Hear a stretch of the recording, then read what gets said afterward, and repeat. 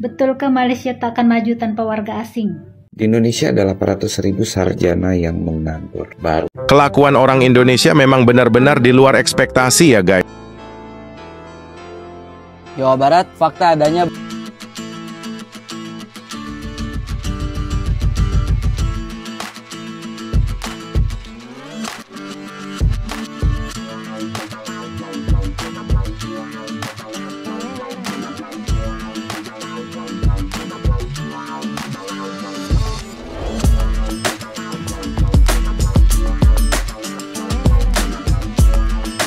Assalamualaikum warahmatullahi wabarakatuh. Berjumpa kembali dengan Romlia Pratama. Teman-teman sahabatku semuanya, gimana kabar kalian? Mudah-mudahan kalian semuanya baik-baik saja beserta keluarganya di sana. Teman-teman sahabatku, buat kalian yang baru gabung, yang baru nonton video ini, silahkan di subscribe dulu, di like dan di komen guys. Buat teman-teman sahabatku yang udah mendukung support channel ini, terima kasih.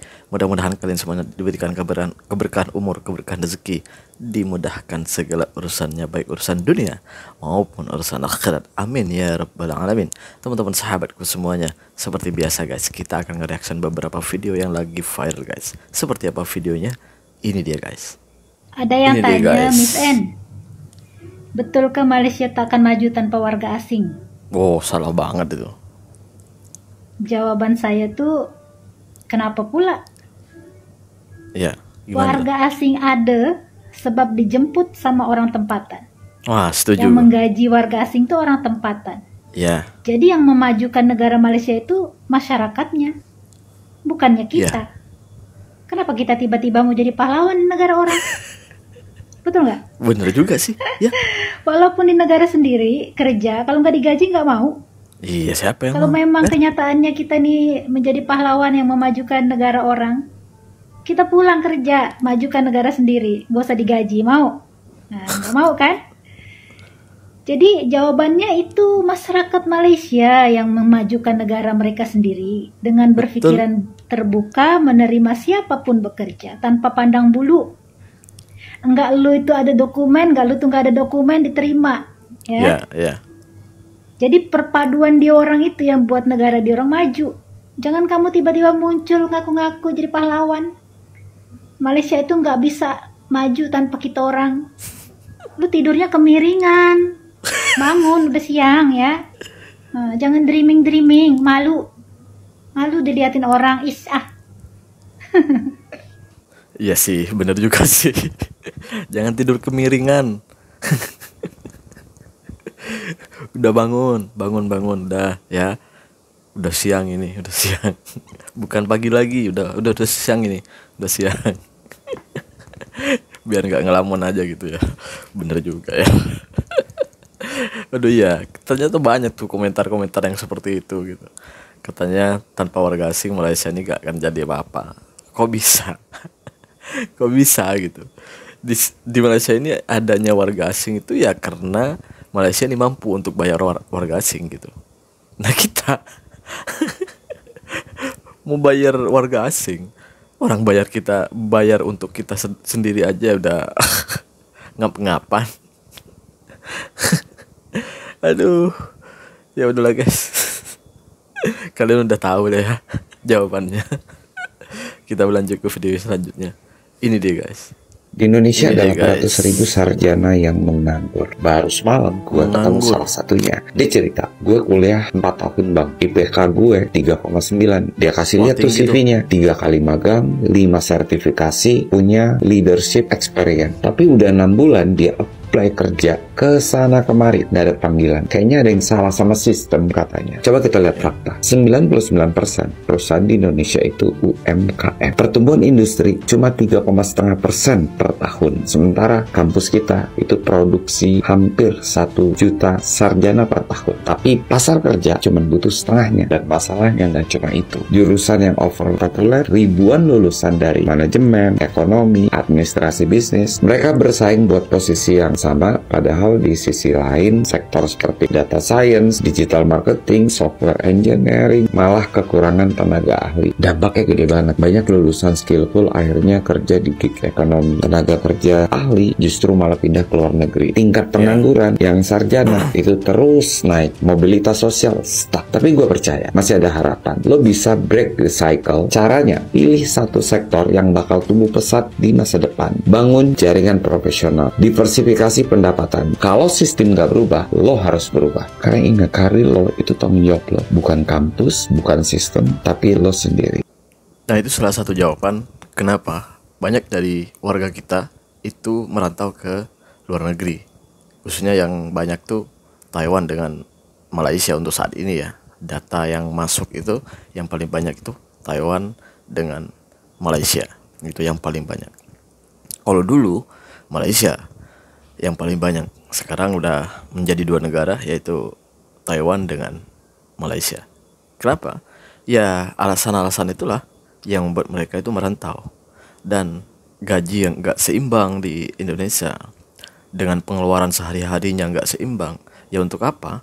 Kita itu harus bekerja dan mencari masa depan kita dan juga masa depan anak-anak kita, kan gitu. Bukan hanya masa depan kita sendiri gitu. Kalau cukup makan, cukup di Indonesia tuh cukup makan. Bekerja di Indonesia tuh cukup makan, cukup lah gitu. Tapi untuk ya masa iya kita akan stagnan hanya bekerja, makan gitu aja. Kan gitu. Anak-anak kita gimana? Masa ya terus-terusan anak-anak kita juga gitu. Masa ya kita nggak punya pikiran untuk punya lahan sendiri, punya bisnis sendiri, punya rumah sendiri. Masa ya gak kepikiran gitu. Ya seperti itulah kira-kira guys. Kita berlanjut ke video selanjutnya. Ini dia guys. Kelakuan orang Indonesia memang benar-benar di luar ekspektasi ya guys. Terlihat orang-orang dalam acara tahlilan, namun setelah doa malah ada hiburannya. Kalau seperti ini gimana konsepnya guys? Gimana tuh konsepnya guys? Tahlilan tuh baik, bukan gak baik. Karena ya di dalamnya ada doa-doa, ada puji-pujian terhadap Allah Subhanahu wa taala, ada sholawatnya kepada Rasulullah sallallahu alaihi wasallam. Itu sangat bagus, sangat baik, bahkan dianjurkan gitu.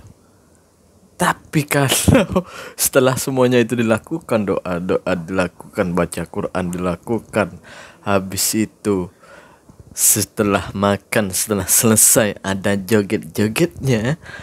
Aduh, silahkan tulis di kolom komentar baik atau tidak guys. Kita berlanjut ke video selanjutnya. Konoha. Ini dia guys. Jawa Barat, fakta adanya bahwa kita masih memiliki sungai seburuk ini. Tepatnya ada di Desa Mekarhayu, Kecamatan Mergasih, Kabupaten Bandung. Masya Allah.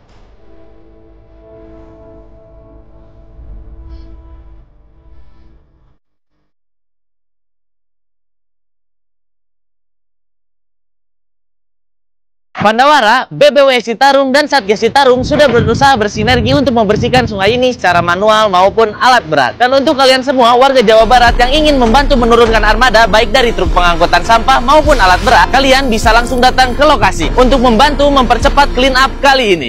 Seteruk itu guys, sungai kita gitu. Sungai kita itu seteruk itu. Waduh ya Allah, ya Allah.